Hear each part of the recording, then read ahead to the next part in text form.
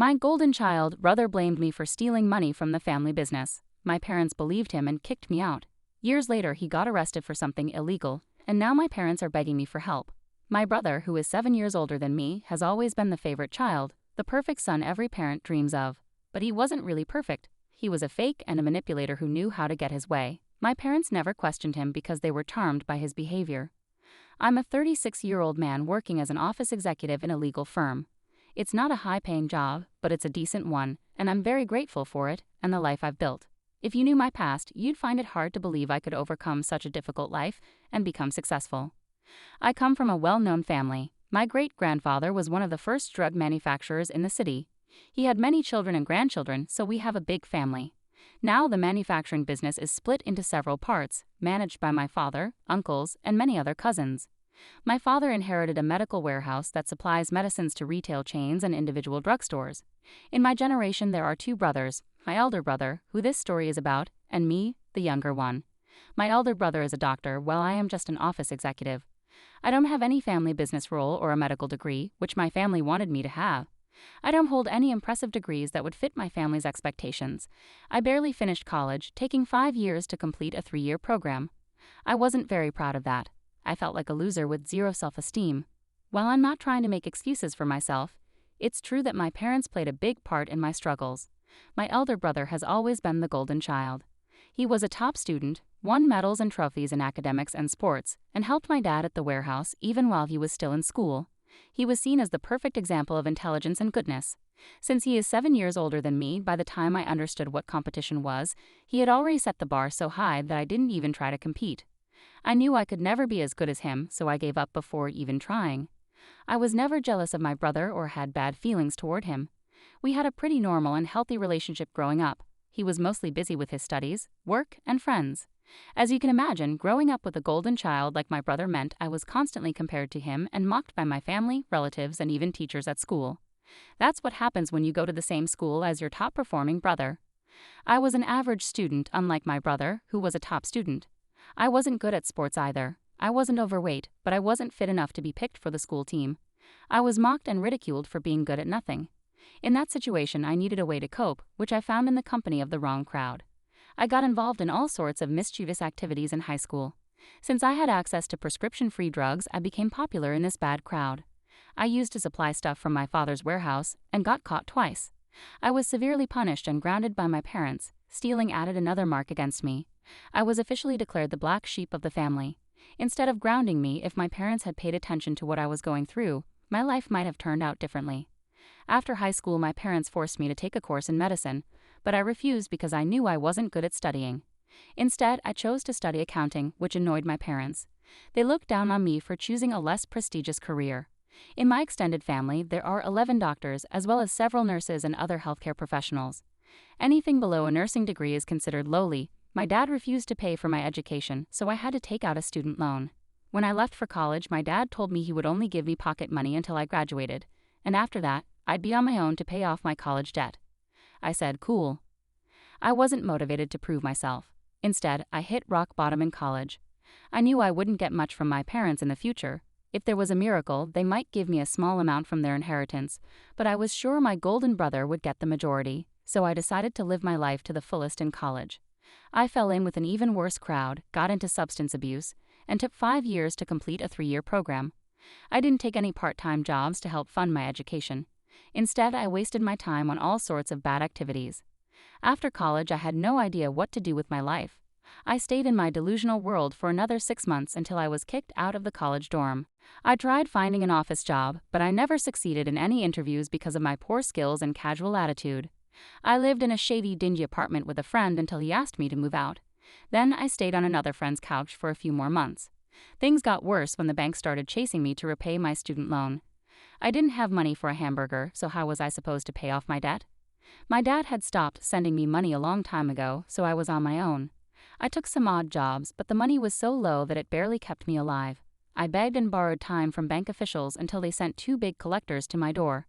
They grabbed me by the collar and gave me a 15-day ultimatum to pay the mortgage. I was terrified and had nowhere to run. I called my mom and begged her to help me, but she hung up, saying I deserved this. In desperation, I called my only hope, my brother.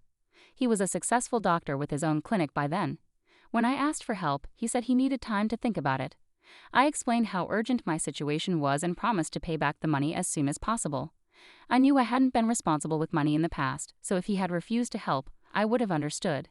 However, what he did surprised me greatly. A week later, he called me and said he had managed to arrange the money. He asked for my account details, including my PIN and password, and without hesitation, I gave them to him. I was pretty naive or maybe vulnerable. The next day, I got a text saying my bank account had a lot more money than I expected, 4 times more than what I needed for my education loan. I called my brother to ask why he sent so much extra money. He explained that he sold something valuable to get that money and sent it all to my account. He said he'd keep what I needed and transfer the rest to his account. To do that, he needed full control over my bank account. I agreed and gave him all the info he asked for. He took out all the extra money, leaving just enough for my loan. I paid it off and felt a huge weight lifted off my shoulders, but my joy didn't last long. Within an hour, my dad called, yelling and accusing me of stealing from the family's business account. I had no idea what he was talking about. It didn't hit me that my brother might have been involved until I got home and saw the chaos for myself. When I got home, my father slapped me hard and verbally abused me. They accused me of stealing from the family's business fund to pay off my debt. I was shocked. They knew I was struggling to pay off that debt.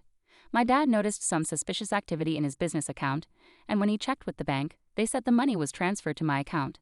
My brother had told them a made-up story that I had stolen the money, and he even showed them my bank statement to make it look real. I was speechless when he described everything in detail. My whole extended family was there, and I could see disgust in their eyes. I tried to explain that my brother had transferred the money to my account, but he acted like he didn't know what I was talking about. He denied having anything to do with it.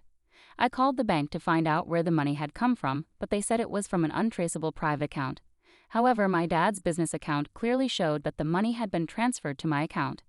So my brother used my information to transfer money from our father's business account to mine, then move it to his private account without leaving any trace. I couldn't believe he would stoop so low for his own gain. I confronted him, but he denied everything. My parents sided with him because he was their golden child. Some family members believed I wouldn't steal but didn't have a reason to support me. They told me to get the money back, but I had no way to trace it. My dad was about to call the police, but my brother stopped him to avoid tarnishing the family's reputation. It was his guilt, but he played it off as a favor to me for avoiding legal trouble. He asked me to leave and disappear from their lives. Even though I was innocent, I felt like a criminal in everyone's eyes. I couldn't face anyone and ran away. I remember that evening running aimlessly with tears streaming down my face, barely able to see. I sat down on the sidewalk and cried like a baby. After about an hour of walking, I took a bus back to my condo. That day, I decided I would never go back to my family and would take control of my life. It took me 8 years to build a decent life for myself. It wasn't easy, but my anger and determination kept me going. I wanted to get revenge on my brother, expose him, and break my family apart. But I also knew I was powerless against them. They had everything to ruin me, and I had nothing. I couldn't even afford therapy. I had almost forgotten about all of this, but something happened recently that brought back all those painful memories. My sister-in-law, my brother's wife, showed up unexpectedly at my workplace. I had blocked my family and relatives on social media, so I was surprised she found me. She came to ask for help. She wanted me to help get my brother out of prison. He was being investigated for selling illegal drugs. I asked her if she knew about our past, and she admitted that my brother had used the money he stole to start a business selling illegal drugs. Someone reported my brother's illegal activities, prompting him to close down his business a few months ago.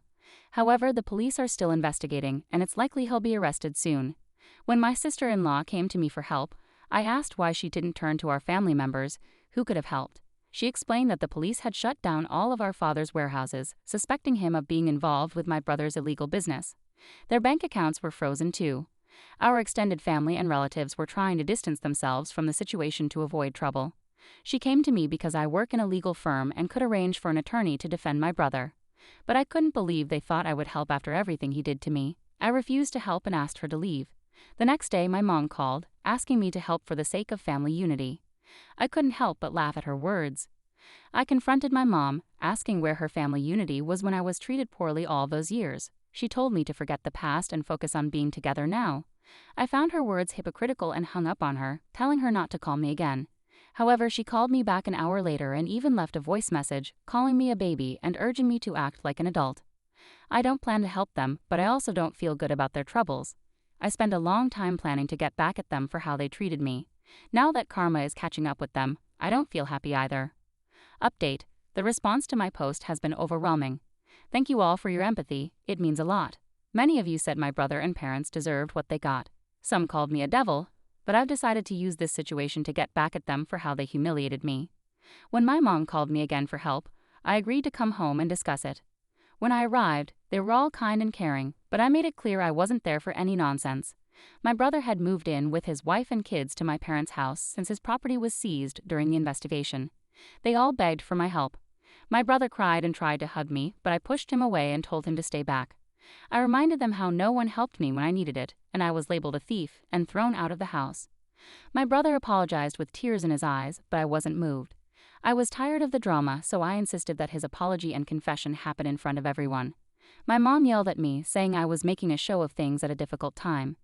I responded that it wasn't my problem and they needed to show genuine remorse if they wanted my help. They called all our relatives, asking them to come over. Many ignored the calls, and some refused to come to avoid legal issues. My mom had to explain to them that it was about me, and my brother needed to confess something in front of everyone. Some relatives showed up out of concern, while others were there for the drama. They spread the news to others who didn't come. During the gathering, my brother confessed in front of everyone that he was the one who stole money from our family business to start his illegal side business and framed me for it. When I asked him why he would do that to his own brother, he explained that our dad wouldn't have supported his business idea, so he used my vulnerable situation to achieve his ambitions. He managed to set up his own business, clinic, and even buy a house before he turned 30, all by exploiting me and making me look like the guilty one. It was his deceitfulness that got him everything. One of my uncles, who used to be kinder to me in my childhood, expressed his regret for not helping me back then. However, he praised me for pulling myself up from rock bottom and not giving in to despair. It's true, people tend to support those who are successful. Then my dad insisted that since my brother confessed, I should help them out of this mess.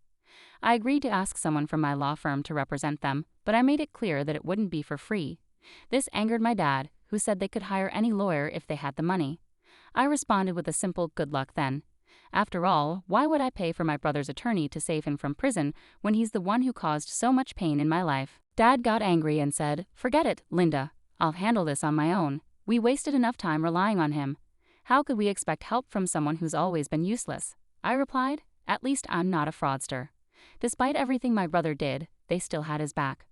I warned them to stop supporting him or be prepared to face the consequences.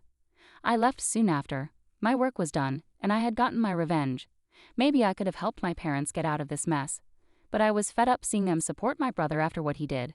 They disowned and humiliated me for the same crime, showing their double standards, so they can deal with that now.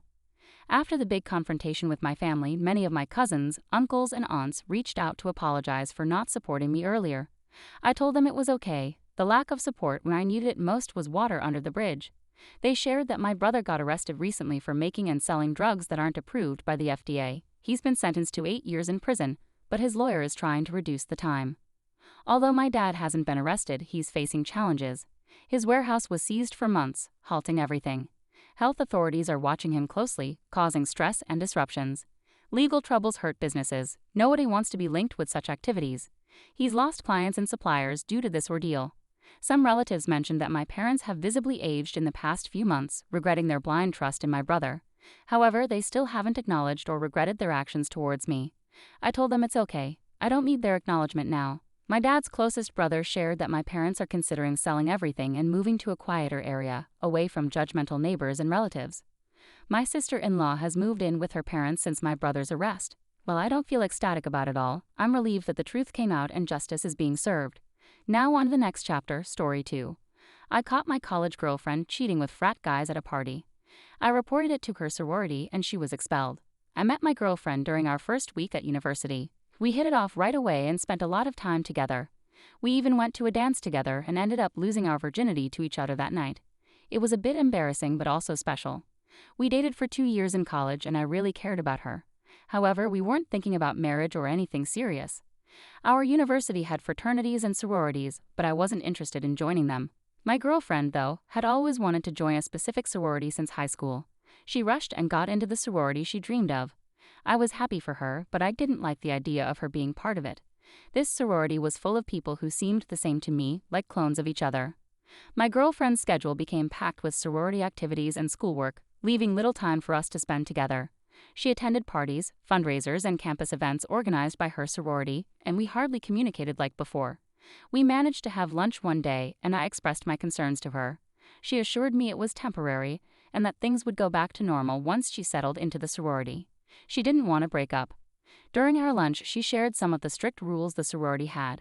Sisters were expected to dress a certain way, avoid certain types of men, and always represent the sorority's values positively to potential members. Weeks passed, and the distance between my girlfriend and me persisted. I still cared about her deeply and wanted to be close, but her involvement in the sorority created a lot of strain. One night, she texted me an invitation to a big frat party, which I wasn't keen on attending due to my dislike for Greek life. However, I wanted to spend time with her, so I agreed to go if I could leave work early. Initially, it seemed unlikely that I could leave work on time, so I informed my girlfriend.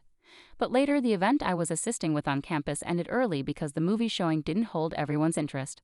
With my shift over sooner than expected, I decided to head to the party to meet my girlfriend. I arrived at the crowded party feeling out of place as I didn't know anyone there except for a few girls from my girlfriend's sorority. I felt hesitant to approach them, so I wandered around the fraternity house searching for my girlfriend. I checked a few rooms on the top floor, hoping she wasn't in any of them, especially the bedrooms. The thought of her being alone in a frat house room made me anxious. I cared about her a lot and didn't want to face the possibility of heartbreak if something inappropriate was going on behind closed doors.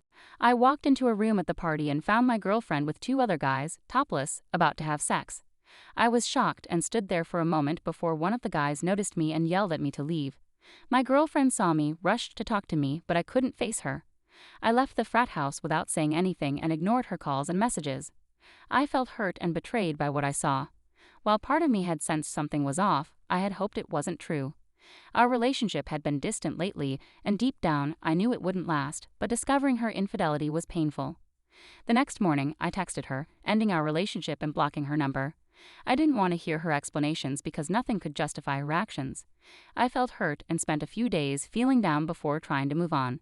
I couldn't shake off the memory of the sorority's strict rules she mentioned during lunch. Cheating on me and having a threesome seemed to go against their values, which seemed hypocritical to me. I wanted to get back at my ex-girlfriend for cheating on me, so I messaged the sorority's president on Facebook and spilled the beans about what happened. I didn't think it would change anything, but I hoped it would damage her reputation. The president read my message but didn't respond. A few weeks later, I received an angry email from my ex-girlfriend. It turned out that the president had shared my message with others in the sorority, and everyone was talking about what she did. The gossip got so bad that she felt too uncomfortable and left the sorority. She blamed me for it and vented about a lot of other things in her email. She emailed me about all the missed opportunities she faced because she left the sorority. I didn't feel bad. I thought it was the result of her choices. If she missed job chances after college, it was on her, not me. I blocked her email and didn't talk to her for the rest of college. We had one class together briefly, but she dropped it, probably to avoid being in the same class as me.